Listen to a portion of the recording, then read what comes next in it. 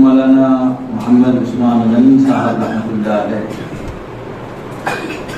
عمارت شریعہ کے ان لوگوں میں تھے جو حضرت مولانا ابوالمحاسن محمد سجاد رحمۃ اللہ علیہ کے ساتھ شروع سے شریک ہو گئے. حضرت مولانا ابوالمحاسن محمد سجاد رحمۃ اللہ علیہ نے جو مختصر سی شورا بنائی تھی، بعضوں نے 7 لکھا، بعضوں نے 9 لکھا، اس میں مولانا محمد عثمان غنی شامل تھے. پھر حضرت مولانا محمد عثمان غنی کو اضافی ذمہ داری دی گئی، وہ عمارت شریعہ کے پہلے ناظم کی حیثیت سے کام کرنے لگے.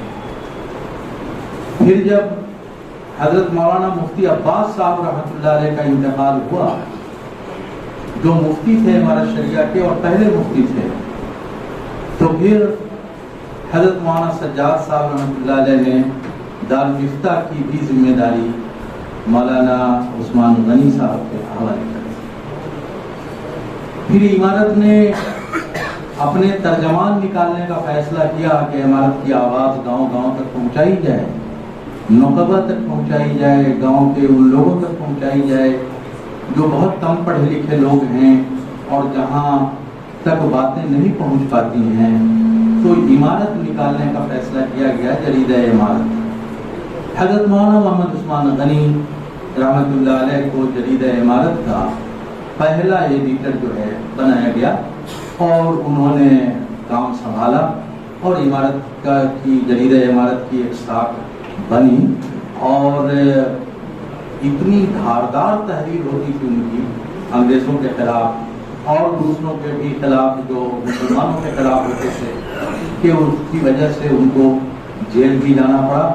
اور پھر ایک وقت تو آیا کہ جریدہ عمارت سے ضمانت طلب کی گئی اور عمارت شریعہ کی طرف سے یہ ممکن نہیں ہو سکا کہ وہ ضمانت جمع کی جائے، تو عمارت پرچہ بند کر دیا.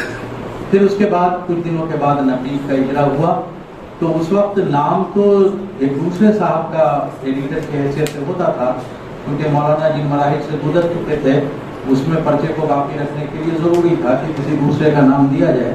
پھر اس کے بعد میں مولانا کا نام آنے لگا اور زمانے تک مولانا عمارت شریعہ کے نقیب کی ہے ایڈیٹر کی حیثیت سے کام کرتے رہے. تو آپ سوچ سکتے ہیں کہ ایک آدمی وہ مدیر بھی ہے اور ناظم بھی ہے اور فتویٰ نویسی کا کام بھی عمارت شریعہ میں کر رہا ہے، وہ کتنا اہم ہوگا. اس کی علمی حیثیت اور اس کی انتظامی صلاحیت، اس کی قائدانہ بصیرت اور سیاست کے نشیب و فراز پر اس کی نظر کتنی گہری ہوگی. چنانچہ مولانا عثمان صاحب رحمۃ اللہ علیہ جب تک حیات سے رہے کاموں کو بڑھاتے رہے. آگے عمارت شریعہ سے ان کا تعلق انتقال کے پہلے ہی ختم ہو گیا تھا. وہ یہاں سے وہ تعلق نہیں تھا جس کو ملازمت کا یا عہدوں کا تعلق کہتے ہیں، لیکن مولانا کی جو ہے ہمدردی اور بڑوں سے مولانا کے تعلقات یہ ٹھیک ٹھاک چلتے رہے. اب اس کے بعد جو ہے جب یہ مولانا عثمان غنی صاحب کی اتنی بڑی شخصیت تھی تو حضرت مولانا مفکر اسلام مولانا محمد ولی رحمانی رحمۃ اللہ علیہ نے یہ فیصلہ کیا کہ مولانا سید محمد عثمان غنی پہ سیمینار کا انعقاد کرایا جائے اور اس کے لیے انہوں نے اپنی زندگی میں ہی کچھ مقالہ نگاروں کے نام طے کر دیے تھے اور پھر مجھے کنوینر بنا دیا تھا کہ تم اس کام کو کرو. لیکن پھر کورونا کا معاملہ ہو گیا اور لاک ڈاؤن ہوا اور جن حالات سے ملک گزرا اس سے آپ سب حضرات واقف ہیں. تو یہ معاملہ ٹلتا رہا. اصل میں ہر کام کا ایک وقت اللہ تعالیٰ کے یہاں مقرر ہوتا ہے اور ہم اپنی بڑی کوشش کے بعد بھی اس کو آگے پیچھے نہیں کر سکتے. تو یہی وقت مقرر تھا اور یہی تاریخ مقرر تھی اللہ کے نزدیک. تو ہم لوگ آج اس کے لیے جمع ہوئے ہیں. مقالات توقع مجھے ذرا کم تھی اور ڈر بھی لگتا تھا کہ بھائی پتہ نہیں مقالات آئیں گے کہ نہیں آئیں گے اور کتنے آئیں گے، لیکن 43 مقالات میرے پاس جمع ہو گئے. اور ابھی جب میں یہاں پہنچا تو 2-3 صاحب نے اور کہا کہ میرا بھی مقالہ ہے. میں نے کہا فہرست میں تو آپ کا نام نہیں ہے لیکن ہم ڈال دیں گے وقت ملے گا.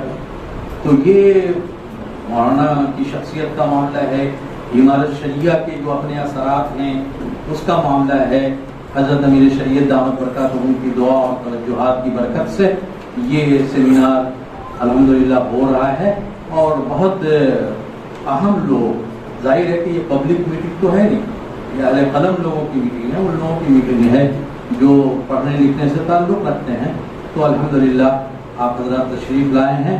میں آپ سب کا امارت شریعہ کی طرف سے استقبال کرتا ہوں، آپ کو خوش آمدید کہتا ہوں۔ اللہ تعالیٰ آپ سب کی آمد کو قبول کرے۔ اہلا و سہلا، مرحبا، خوش آمدید۔ دو مولانا عثمان غنی پہ دو نظم میں بھی مقالے آئے۔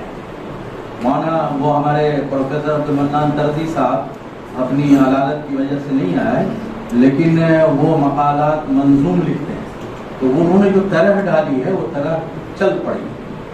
تو میں سوچتا ہوں کہ اگر میں اس سیمینار کا آغاز اس نظم سے کروا دوں تو نظم میں بڑی گنجائش ہوتی ہے، مختصر وقت میں بات آ جاتی ہے، تو میں مولانا مکرم حسین ندوی صاحب سے درخواست کرتا ہوں کہ وہ تشریف لائیں اور اپنی نظم سے اس سیمینار کا باضابطہ آغاز فرمائیں۔